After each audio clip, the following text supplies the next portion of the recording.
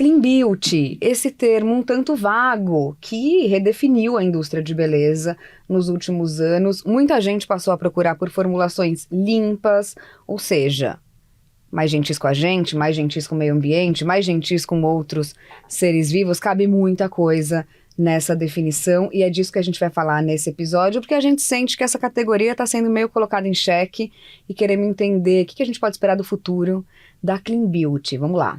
Tchau, Bela! Seu podcast sobre tendência, comportamento e inovação nos mercados de beleza e bem-estar.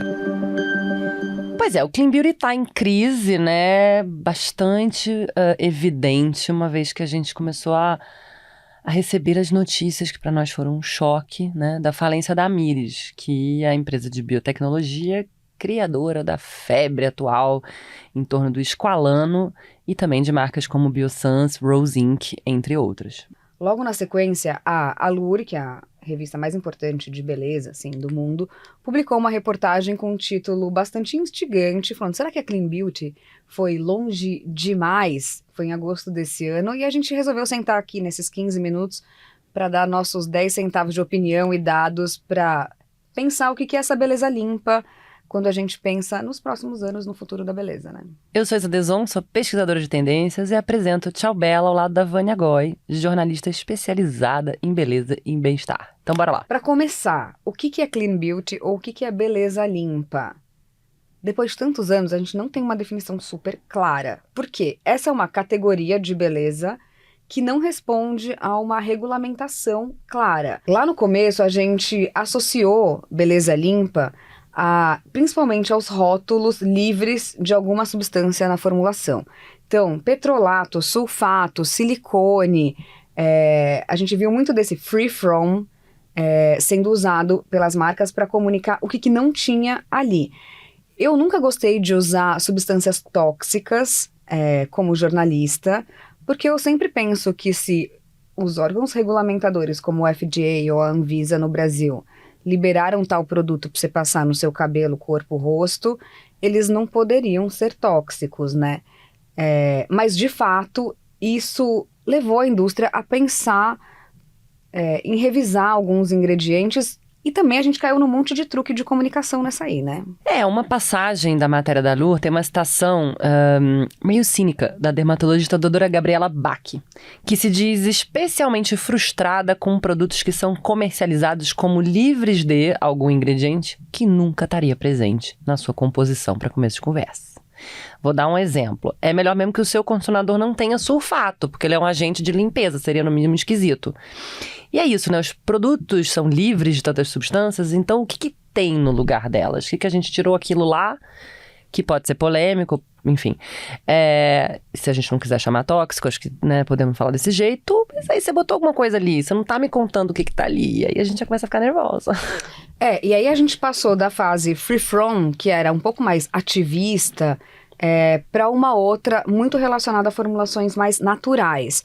E essa naturalidade também não é, de fato, uma garantia que esses ingredientes são sustentáveis. Você pode ter uma fórmula com alto percentual de naturalidade, sem que a gente saiba de onde esses ingredientes vieram, se eles são rastreáveis, se eles foram colhidos ou cultivados de forma ética, né? Pois por exemplo, vamos lá, ingredientes ditos limpos.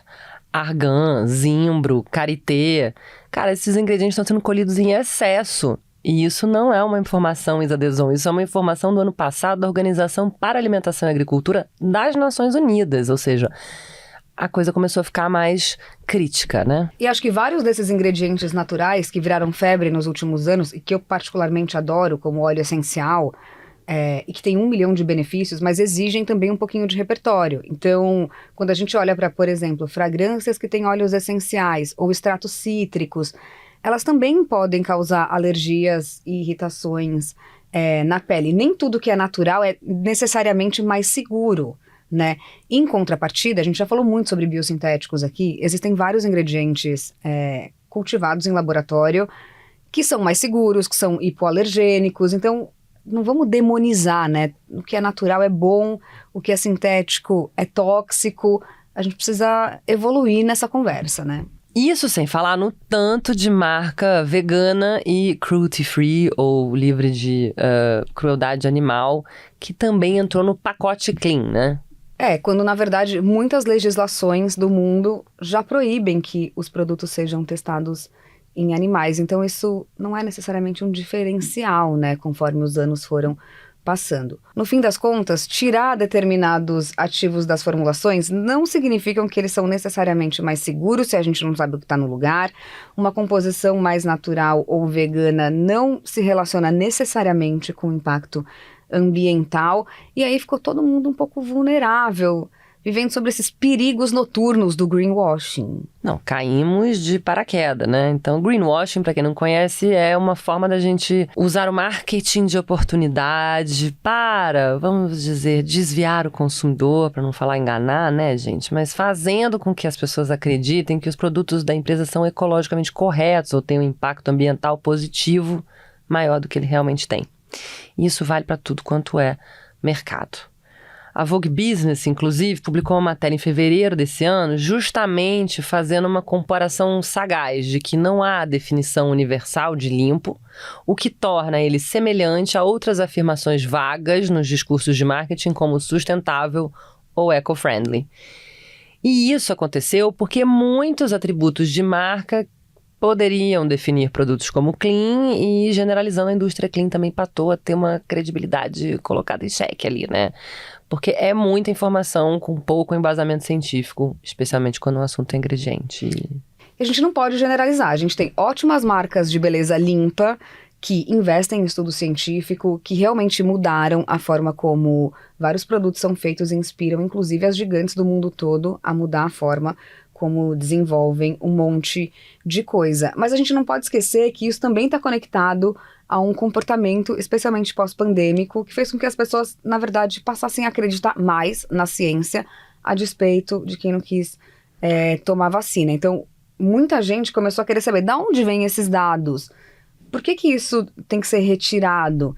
E a gente viu uma pesquisa da Kantar, que foi feita com as universidades de Aberdeen, Cambridge, Oxford e UCL, que fala sobre a percepção pública da genética, especificamente, mas reforça que mais de 1/3 dos 2.000 entrevistados ingleses disseram que a confiança na ciência aumentou durante a pandemia. Pois é, e aí é como se tivesse acontecido um cross. Eu volto a acreditar na ciência, eu quero produtos clean, e aí de alguma forma existe Preciso de dados. Quero desmistificar, quero informações sobre as minhas formulações, quero entender qual seria a comprovação científica. E essa indagação, essa prática de desmistificar, investigar, né, começou a crescer nas redes sociais, né? Tem 2 contas que eu acho legais de seguir para ver pensamentos diferentes dos que a gente está tendo, assim.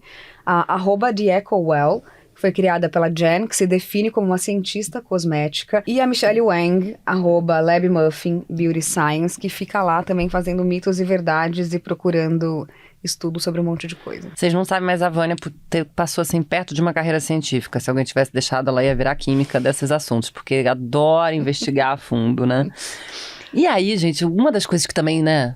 Te impactou. Eu fiquei muito presa nessa história, é que a Stella McCartney, que, gente, é a precursora do que a gente chama hoje de uma moda com impacto ambiental reduzido, que é realmente cruelty-free, quando ela criou essa marca nos anos 90, dizendo que ela ia fazer a marca sem couro.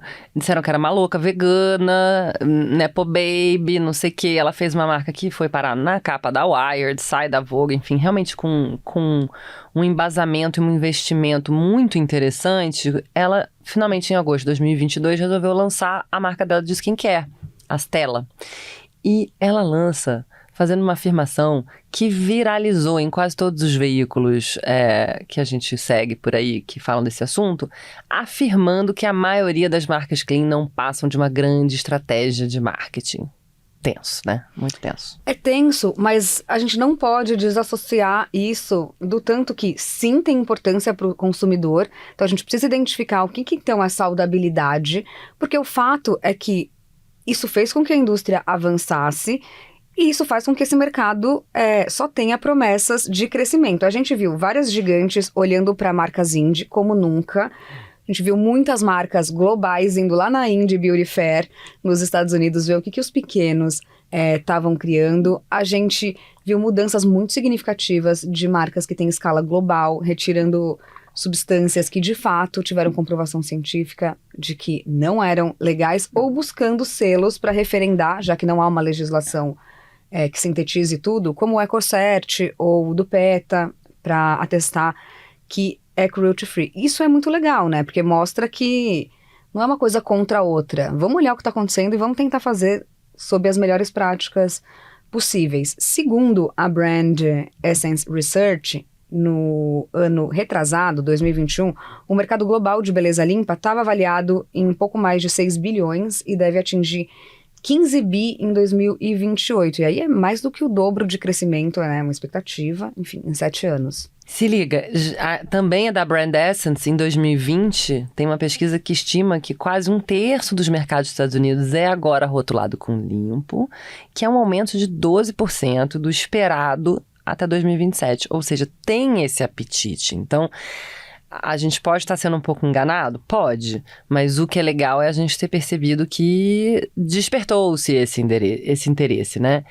E aí, na nossa humilde opinião aqui, o primeiro passo para a gente pensar em marcas clean é que a gente tem que olhar para marcas que são responsáveis, não só clean, né? E aí qualificar o que é essa responsabilidade. Pode ser social, pode ser ambiental, pode ser um comprometimento com a saúde, tem várias maneiras de abordar a responsabilidade, né? Acho que essa coisa de qualificar a responsabilidade tem a ver com transparência radical, né?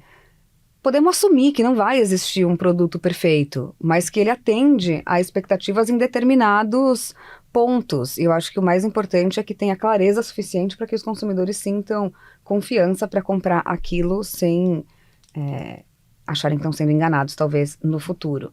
Também acho que tem um ponto muito importante, que é a gente entender que ciência, que componente químico não é vilão.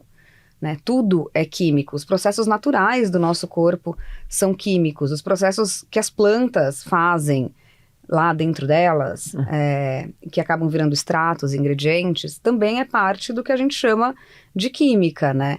Acho que é olhar com mais rigor mesmo para isso. Sustentabilidade é algo super complexo, porque vai além de ingrediente, vai além de extração, inclui como isso é formulado, o rastreio de tudo que está naquele potinho, como isso é transportado, que logística envolve, como a planta da fábrica opera com resíduos, enfim, é dificílimo mesmo atingir 100 em todos os tópicos, né? Então vamos fazer um zoom aqui em um atributo dessa lista, por exemplo, o ingrediente, né? Não interessa qual é o ingrediente, se ele for extraído sem responsabilidade ou excessivamente, ele contribui sim com a crise climática, por exemplo, né? Isso, inclusive, é uma informação que a gente pegou do New York Times, uma matéria que chama The Dirt of Clean Beauty, né? O lado sujo da beleza limpa, que saiu este ano. Então, tá vendo que a Estela movimentou todo mundo com a sua fala da polêmica. A Elle Britânica também publicou uma matéria esse ano, falando que 80% dos consumidores têm dúvidas se devem confiar nos claims de sustentabilidade da indústria de beleza. E é por isso que a gente também insiste aqui, tem outros episódios falando de biotecnologia. Tem um papel super relevante na construção do que a gente quer para o futuro. Pensar quais ativos podem ser cultivados, replicados, aprimorados em laboratório, evitando, por exemplo, o uso de monocultura ou otimizando água, otimizando mão de obra, enfim, tudo isso que a gente, de novo, chama de biosintético, né? No hall das polêmicas, em novembro do ano passado, por exemplo, a Lindsay Finster, consumidora, resolveu processar o Clean at Sephora, que foi um corner nos Estados Unidos de seleção de produtos clean que o varejista sempre faz, alegando que os produtos anunciados como parte do programa continham ingredientes que são, e aí eu vou citar aqui, inconsistentes com a forma como os consumidores entendem limpo. Ou seja, vocês estão entendendo que a mão direita não fala com a esquerda, ninguém sabe o que é, nem quem falou, nem quem entendeu, né? Em maio desse ano tem uma outra marca, a Bond Sands, que é de filtro solar, que foi acusada de publicar falsamente informações que ela é amiga dos recifes de coral, é uma marca australiana que teve que, enfim, voltar atrás e dizer ali que vai continuar desenvolvendo formulações, evoluindo para que isso passe a ser verdade. Achei interessante porque eles justamente começaram a explicar isso no site, tiveram que voltar lá, falar, olha, a gente não tem aqui um regulamento, não estamos participando aqui. Errado não estamos, porque não tem tanta regra, esse é o lance, né? Não, a mais louca, a mais surreal de todas é a tal da Lily Lashes, que é uma marca de cosmético da Califórnia, que foi processada porque ela disse que, atenção, os cílios de Vison, né, de mink, eram cruelty free. É tipo você falar que o casaco de pele da sua avó era de cruelty free. Engraçado, muito engraçado. Rapidamente fizeram o quê? Tiraram o termo da embalagem. Ou seja, é muito sem pé nem cabeça que a gente tá. Deu pra entender que as marcas devem continuar esperando mais rigor, né? Dos consumidores que estão muito afiados nessa área. Bom, a gente mapeou 2 plataformas que a gente acha que podem ajudar nesse caminho. A Provenance, que é uma plataforma independente de tecnologia de comunicação, que permite com que as marcas amplifiquem o seu alcance com informação sobre os seus esforços para ter uma cadeia mais sustentável possível. Então você vai lá e fala, eu faço assim, não é o melhor, mas olha como eu já estou andando. Temos também a Clear4Me, que desenvolveu um programa de dados que funciona como uma enciclopédia para ingredientes. Então ela ajuda a traduzir toda aquela lista que você não consegue ler, que fica atrás no rótulo do produto, né? Ai, mas eu não amo isso não, gente. Eu não tenho a menor expectativa de querer entender tudo do jeito que um desenvolvedor químico poderia, porque os ingredientes a gente nem sabe as quantidades, etc. Acho que me interessa muito esse cuidado com a comunicação, sabe? A gente tá falando tanto de ESG, de propósito, de coisas que têm tanto valor, que eu quero saber, quero mais que as marcas falem com clareza, entendeu? Eu não quero aprender tudo que tem na minha etiqueta, mas se faz seu tipo, manda ver. Eu quero regulamentação, quero selo, eu gosto de selo, eu gosto quando eu sei se a empresa é B, eu gosto de saber quando a empresa eu reciclo, quando ela... Eu gosto disso, nem todos são bons, né? Não tô aqui defendendo todos os selos, mas pra mim, por exemplo, é uma coisa que me dá uma segurança ali. Eu falei, alguém viu isso aqui, não saiu, né? E informação, gente, nunca é demais. Então, marcas e consumidores que nos escutam têm muito potencial pra gente ser mais claro, mais transparente, mais consistente e ser honesto sobre o fato que a transição para um futuro mais verde é um processo. Bom, esse episódio foi gravado nos estúdios do Iguatemi, aqui em São Paulo. A gente está vestindo Anselme hoje. Esse episódio tem pesquisa do Felipe Stoffa e da Larissa Nara, roteiro escrito pela Katrina Carta Kovarik, a trilha sonora é do Alex Batista, a direção de arte é da Núbia Lima. A gente conta com produção da On The Nose, da Space House. Quinta-feira tem mais. Obrigada pela companhia. Tchau, Bela!